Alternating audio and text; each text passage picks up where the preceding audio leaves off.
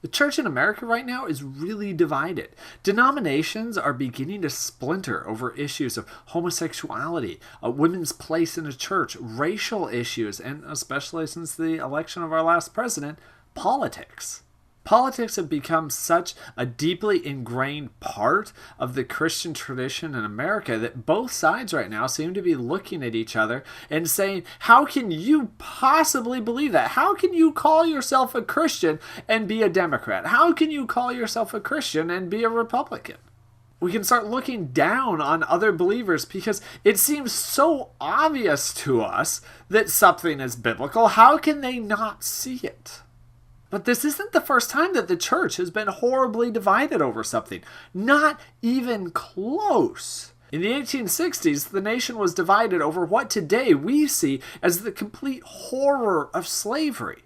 And it's easy to look back on that time and think, well, all good Christians must have known that this was an awful thing, so it must have only been fake Christians who were pro-slavery, right? That's one of the reasons why the argument that it was all about states' rights is so appealing, because then we can say good Christians were in the South, but they really only cared about states' rights. It wasn't about slavery. Because surely every good Christian must have known that slavery was wrong. Right? No, they didn't.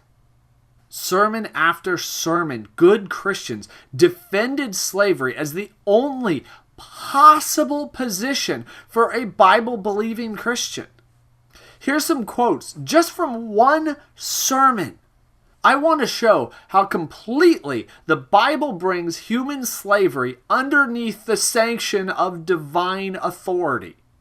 So far from Scripture appearing as the destroyer, it appears as the upholder of an institution, which under proper management by Christian people is represented as an element in domestic completeness, whose presence is a benefit and a blessing. That's not just saying that it's a permissible evil. That is honestly attempting to defend slavery as a net positive thing in the world. From a Christian pastor. Here's one more. What a pleasing scene would the institution of slavery exhibit were all our servants to yield their obedience in this spirit of the Christian religion. It would commend itself to true philosophy as containing, get this, the best system of labor which is allowable to fallen man. This is a Christian saying that if both slaves and masters were believers, then it would be the highest, best system of labor possible. Slavery. No, Christians did not all agree that slavery was evil. They were as radically divided on that issue as on any other. Here's a snippet from a different sermon. We are constrained to admit either that slavery is right or the Bible is not of God. If I felt myself forced to take one or the other of these positions, I freely confess that for one, I should choose the latter. For this pastor, slavery is something that because it's mentioned in the Bible, he either has to accept slavery or ditch the Bible. There is no other way. And today, we look at this statement and we say, what? Of course you can believe the Bible and hate slavery. How could he possibly be so deluded as to think you couldn't? But his politics told him that he was right and that this was a hill that was worth dying on. And that's very similar to what I see all around me today with Christians choosing 100 different hills to die on even less scriptural foundation and authority, but making the exact same claim. Either this is true and the Bible is true, or this is false and all of Scripture is worthless. What? This wasn't just an isolated case either. The three main denominations in the South all split from their brothers in the North in the years leading up to the Civil War. And they didn't split over issues of states' rights. It was all slavery. In the end, 94% of all of the churches in the South had left fellowship with their brother churches in the North. 94%.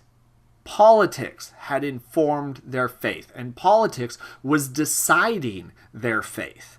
And if this isn't clear from reading sermons from the South, it's certainly clear from reading sermons written from up north. Because while some of them were radical abolitionists, most of them were not.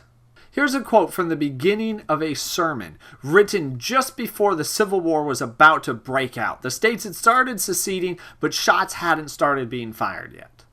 Slavery, as it has presented itself to us at the North, we have hitherto regarded as a political question.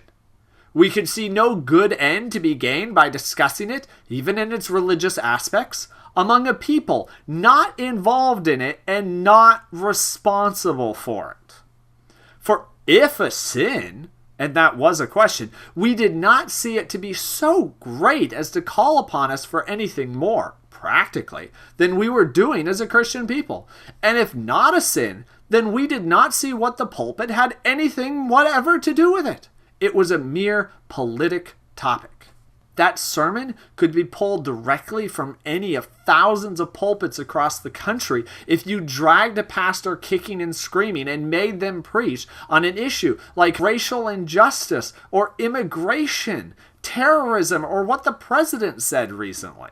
They would almost invariably start by saying, I don't really want to talk about this because it seems more of a political issue, and I don't know if it's that big of a sin since we aren't directly involved in it.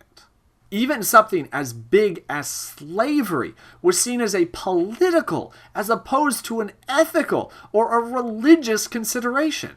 It was only after Lincoln freed the slaves already that suddenly this political issue became something that churches needed to care about. There's a problem that the church in the 19th century had that the church in the 21st century has as well, and that is allowing politics to define what is moral. Anything that politicians mention suddenly ceases being an ethical concern and becomes a political one. Politics should not define our thinking. Politics should not come before our faith.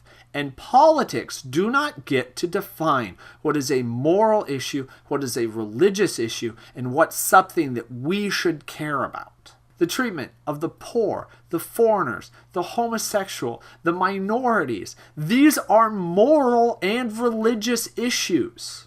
Yet we have allowed all of these issues to be defined as purely political, and once it becomes political, we stop talking about it.